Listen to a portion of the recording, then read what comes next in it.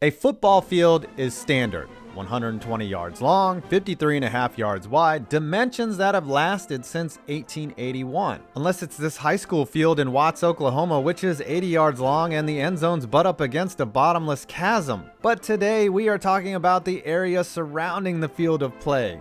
15 more terrible NCAA football stadiums, FCS included, is coming up right after this. You know what guys don't talk about? Grooming ourselves. Do you know why? Because until now, every option out there has sucked. That's why there's Manscaped.com, the only solution dedicated to male below-the-waist grooming and hygiene. Manscaped.com was just featured on Shark Tank, and it took a team of aerospace engineers to make tools that make keeping your junk in order, even for beginners. The Perfect Package 2.0 is the signature kit. It features the waterproof Lawnmower 2.0 trimmer that cuts your jungle foliage down with 6,000 RPMs. I was skeptical at first, but yo, this trimmer with its ceramic, replaceable blades, and skin-safe technology really does its job without nicks or cuts. And you know what they say, when you trim down the bushes, the tree looks bigger. Plus, Manscaped.com gives you the option to get a replacement blade delivered to you every 3 months to keep things clean for all you Tinder users out there. Legit, if you're using the same trimmer for your face and on your junk, that's just disgusting. So why not get a long-lasting solution for your favorite parts and preserve that cleanliness with Crop Preserver deodorant designed exclusively for the twig and berries, along with Crop Cleanser, Crop Reviver, and even Manscaped Refined, a freaking cologne for your balls. On top of that, it's all made in the USA and has a 30-day guarantee, so you can try Manscaped risk-free. Go to the manscaped.com link below, drop in my code POINT20 and get 20% off and free shipping. Again, that's code POINT20. Act now and they'll even throw the Shed travel bag in for free. Manscaped.com, #1 in men's below-the-waist grooming. Here's your criteria: poor aesthetics, low effort construction, bad engineering, lack of upkeep, terrible game day experience, and general shittiness. Let's get into it.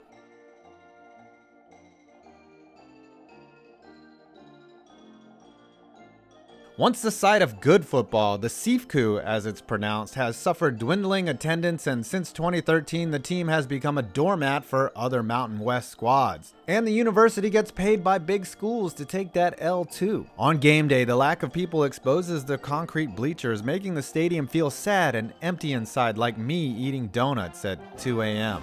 I don't understand the overgrown trees, as they make the place seem like it's one of those amusement park grandstands you can never find for the 3 p.m. music show. Renovations are planned, but the team is still bad at football.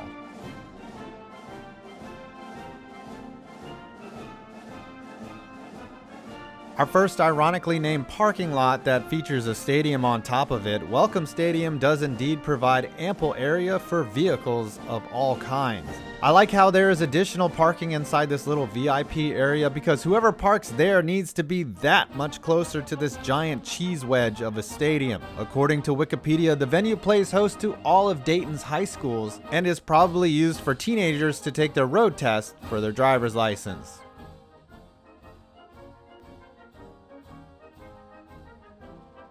It is pretty unfair to go in on tiny FCS schools, but they are a step above NAIA and D2 and D3. And since FCS is Division 1, DB Milne Field has got to be the lowest effort stadium I have ever seen. The stands look like buried concrete blocks someone forgot about out there.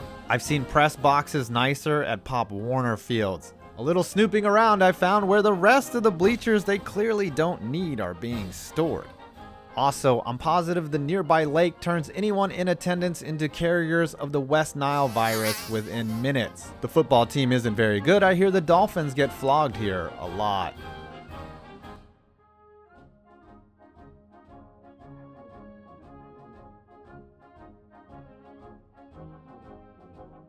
From the air, this stadium doesn't look that terrible, but then you realize that this is one of the worst FBS stadiums in existence. UMass turned down the option of being in the MAC in 2015, then got kicked out of Foxborough where they had been playing their home games, then ended up in this cold, dilapidated stadium that looks like it has as much atmosphere as Mars. Since declining to be in the MAC, the Minutemen have been an independent FBS team, and it's not surprising why there are no conferences willing to take them.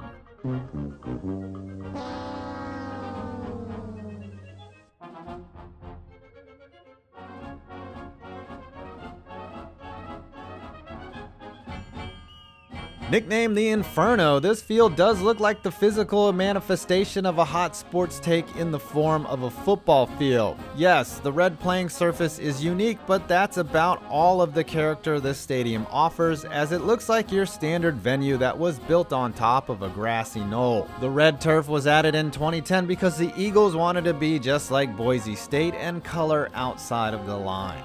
I am so freaking good at coloring. I know I'm not supposed to go outside the lines, but I do anyway because I like being myself.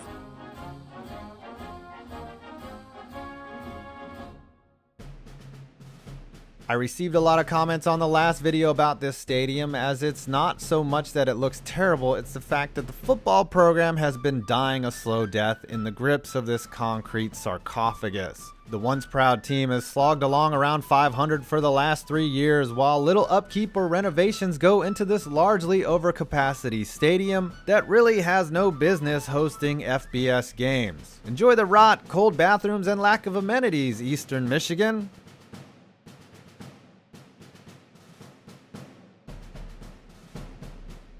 What is going on here? It looks like things such as seating on the other side of the stadium are completely unnecessary, and this is easily the oddest looking place I have come across. The weird enclosure on the visiting sideline can be explained, as this was once a minor league baseball field. When you look at Memorial from the air, it looks like a kid with a flat top that had one of his ears removed.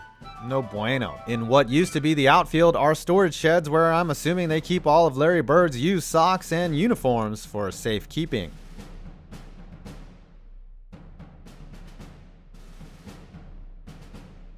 Appropriately nicknamed the Old Gray Lady, Legion Field is not only a rotting shithole of a stadium, but it's also in one of the worst neighborhoods in Birmingham. This stadium is huge, looks like it's constructed out of cheap scaffolding, and offers little amenities, even though it's in the top 25 in the nation as far as listed seating capacity. An interesting fact is that this venue used to have an upper deck and could seat more. However, in 2004 it was deemed that it was structurally unsafe. Instead of fixing it, they just deleted it. What a rotting dump.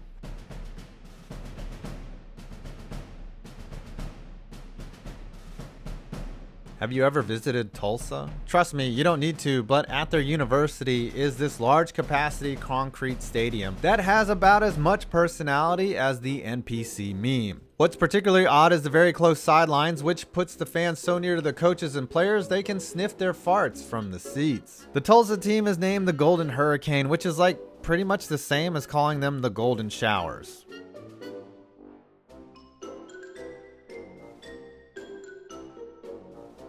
This stadium hosted every Division II championship from 1986 to 2013, with each game being broadcast on ESPN. I'm sure many of those games were sellouts, and that must have sucked for whoever had to sit behind the light towers, which are situated in the stand. What genius thought of that? It also looks like they used to have a running track around the field, but gave up and paved it over with concrete in anticipation for the day when ESPN returns and the Booger Mobile and his mangled fingers roam the sidelines where it belongs. Not on Monday Night Football.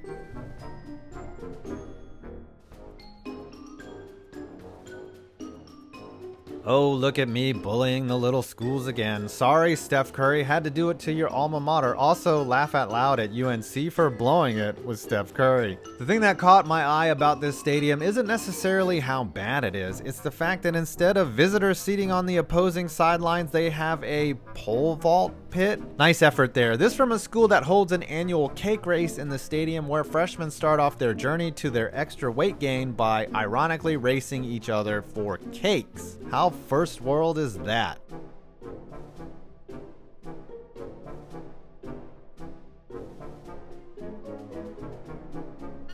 I'm quite positive this stadium was built upon a landfill where plastic straws and soda rings serve a much more useful purpose as bedrock to the stands versus choking baby sea turtles to death. In the middle of the stadium, it looks like they ran out of concrete and said, it'll be fine. It's not like people want to come to Nacogdoches to watch football and sit on benches. Luckily, it doesn't rain here much. The stadium could be flooded and used as a giant pond.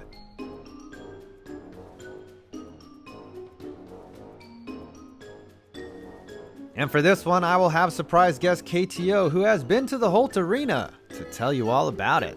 If you thought the Dog Food Bowl, aka the Kibby Dome, was bad, take a look at this giant speed bump that is the Holt Arena, where the Idaho State Bengals play. With its rainbow-colored stands and environment about as inviting as a dungeon, the Holt Arena is a great place to watch their opponents consistently destroy this FCS squad. Holt Arena is a multi-purpose facility, meaning they play other sports including basketball and track inside the dome. This is me, most likely pissed because I have to run on the worst track ever created. This track most likely holds the record for blown out knees and splinters. That's because the surface of the track is made out of wood.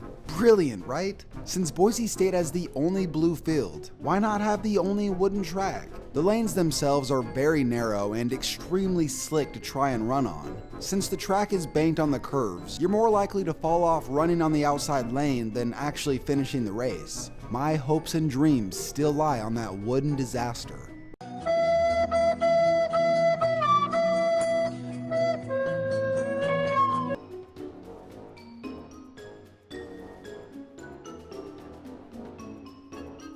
Who knew this stadium would be on here? As the Bounce House, nicknamed that because the stadium literally bounces like a trampoline during games, houses the UCF Knights. It's hard to believe that this stadium is only 11 years old, yet it is consistently complained about for being a giant shithole. During the first game here, the vendors ran out of water at halftime, leading to 18 people passing out from heat exhaustion. And you say, why didn't people just drink water from the fountains? Well, they had to install some after that. The stadium is rusting so bad now that the university sued the architecture firm that built the place, as visible corrosion and wear have caused major problems.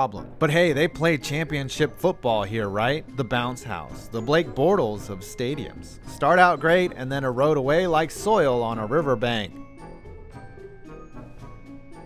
And the worst stadium I could find for part 2. Okay, I said I wouldn't go in on Division II schools, but I had to throw this one in here. The Superior Dome not only looks like the world's largest sweat lodge, but it's also the world's largest dome constructed entirely out of wood? Yes, and what looks like a structure fit for either a mega cult or a house for Clifford the Big Red Dog. This structure on the banks of Lake Superior houses the Northern Michigan Wildcat football team. The inside looks just as bad as the outside, as I am positive this is the only dome stadium with bleachers. At least it's not outside in the freezing cold of Northern Michigan. Lake Superior is literally so cold that bodies don't float in it. A great mob burial ground. That's a bonus fact. The NMI hockey team is really good though, but they don't even bother to play in this missile silo cover again, which is constructed out of trees. Why hasn't Terminix bought the naming rights? Well, I hope you enjoyed this video. Don't forget to check out manscaped.com. Yes, it's a real product, and enter in my code POINT20 and get 20% off your first order.